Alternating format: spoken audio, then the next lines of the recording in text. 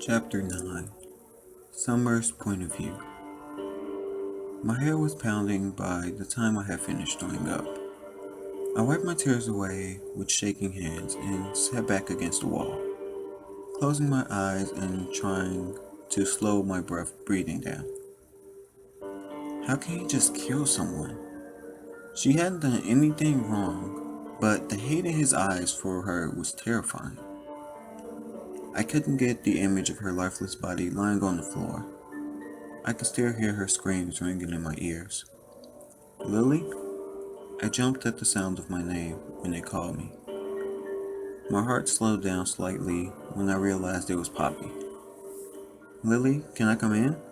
I pushed myself up off the floor and stumbled to the door. It's okay now, she said soothingly as she hugged me tight. Her body was so tense, she didn't believe it was okay at all. Something about him was different.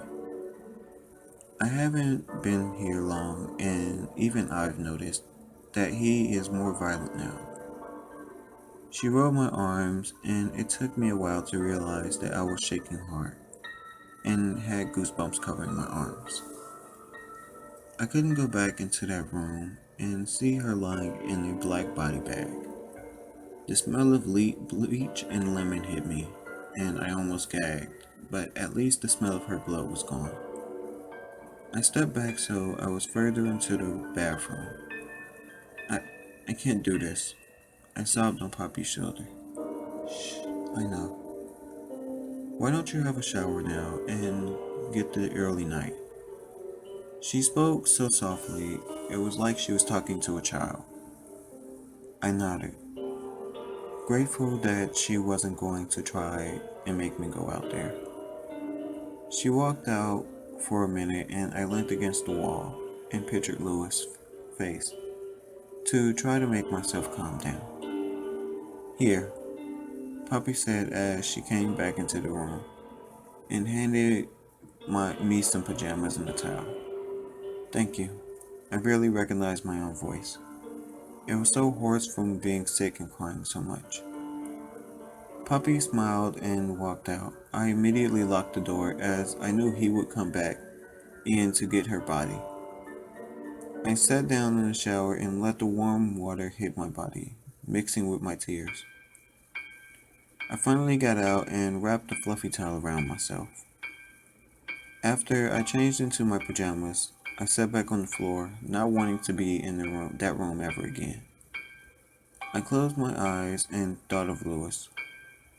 The last day we spent together before all of this happened was perfect. I was so happy. So, do you want to go out tonight? He asked, hopefully, conveniently forgetting that we were both going out with our friends tonight, separately. Yes, I do. With Jess, Maria, and Ethan, I said, giggling quietly. He wanted us to do something tonight, but I promised to watch my friend's band with Henry, and Henry was making Louis go out, as he spent most of his time with me lately. I wasn't complaining. I love spending time with him, but we still needed to do things for our friends. He groaned and rolled over so he was facing me. Fine, if you don't want to spend the night with me, he said, teasingly pouting. Nope, I'm actually a little bored of you now. I shrugged my shoulders and really tried not to smile. Oh, you're bored. He grabbed my hands and raised them over my head as he rolled on top of me. Well, I'll have to change that. He mumbled against my skin as he kissed down on my neck, making it really hard for me to keep pretending. My heart was going crazy and it had butterflies in my tummy. Yeah, I'm still bored, I said breathlessly. He saw it through the lie immediately and chuckled, biting on my neck playfully. You want to get lunch? If you're abandoning me tonight? I rolled my eyes. I'd love to. Oh, you can take me to that expensive Italian place. I actually had money before we got together. You cost me a fortune. He said, smirking. I pouted, faking hurt. I guess you're worth it. He sighed dramatically and kissed the top of my head. We drove to the little restaurant. He brought me here last month, and it's so romantic. I keep making him bring me back. We got a table immediately, probably because it was almost 2 o'clock. We both ordered lasagna and waited for our food, chatting happily. So, do you want me to come back to yours tonight or stay at mine? He asked, frowning when he mentioned his. I didn't want him to stay at his as much as he did, but I wasn't admitting it yet. Mine if you have to, I said, sighing. I don't have to, baby. He raised his eyebrows. Neither one of us wanted to back down. I usually win in the end. Okay, I'll just see you tomorrow then, I said casually, shrugging my shoulders. He frowned. I was winning. Some, he whined. I looked up at him, trying to not laugh. Fine, I want to stay at yours. Good, me too, I said, laughing.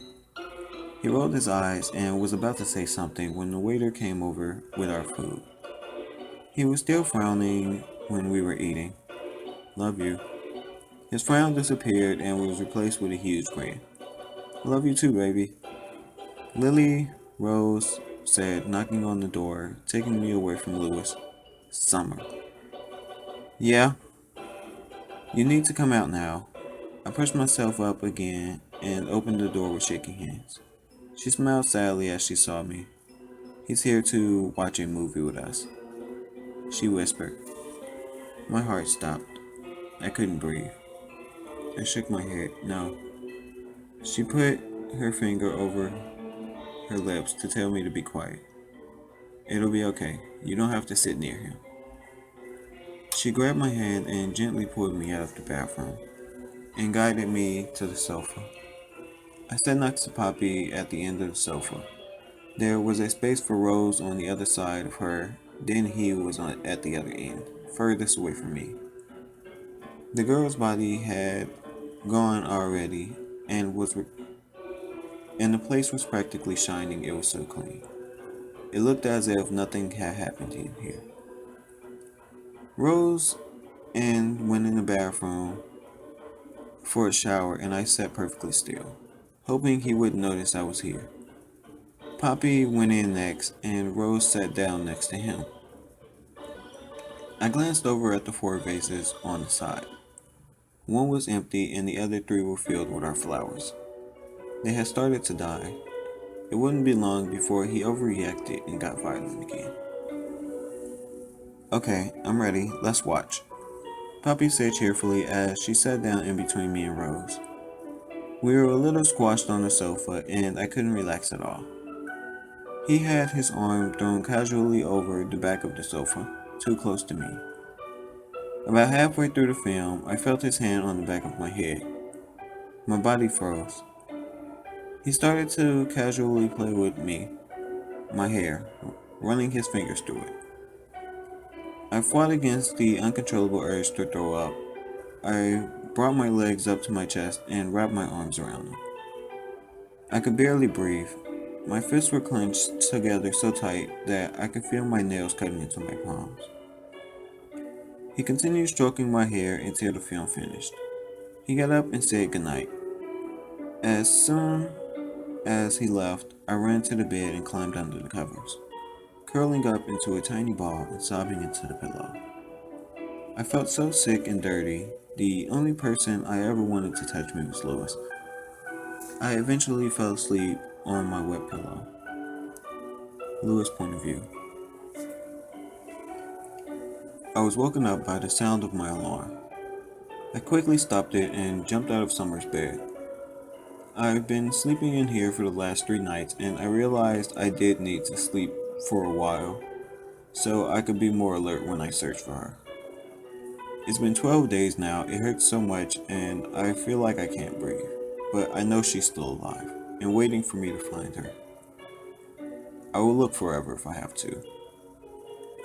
I quickly changed, grabbed a jumper, and went downstairs to get something to eat before I went out again. I should be going back to university when the half-term break was over, but there's no way I'm going anywhere with Summers missing. Morning, Don said quietly. She looked like hell and was drinking strong coffee, probably not her first cup of the day, and it was only 6:15. Morning. Any news? I asked hopefully. She shook her head and wiped the tear that was falling down her face. Her dad was also here and my parents. Mom was cooking breakfast. She was always trying to make sure everyone was eating properly. Eating just seemed so pointless. I could see police officers and volunteers outside the house, the same as every day. They had a few people come forward with information, but it never went anywhere. I feel so guilty that I don't know where she is. I grabbed the coffee in a large paper cup to the top and put the lid on it. We got a lot of these cups so we could drink as we looked for her. I had no time to sit around and drink it. Was told she had to stay here in case Summer called or came home. Louis, at least have some toast or something before you go, asked desperately. I sighed. She was always trying to make me eat. I'll take some with me. She nodded sadly and put 3 slices of bread in the toaster. Taking it with me was the best I could do. I already ate dinner here in the evenings when I came back for the night, usually around 10, as it was too dark to keep searching and I didn't want to miss anything. I waited impatiently for the toast to pop up. It seems to take forever. Finally, it popped up, and Mom smothered it in butter and wrapped it in a napkin and handed it to me. Thanks. Call me if you hear anything, okay? She nodded again and quickly looked away as tears filled her eyes. She missed Summer too. She was like a daughter to her. I quickly walked out of the house and past all the people in the front garden.